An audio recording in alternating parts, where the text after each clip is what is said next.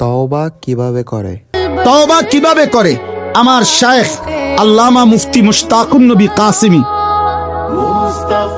আমি একটা জিনিস দেখাই দিই, এখানে আমি এই সাদা কাগজে লিখছি চ আকার চা, দেখছেন নি? এটা চ আকার চা, কি লিখছি?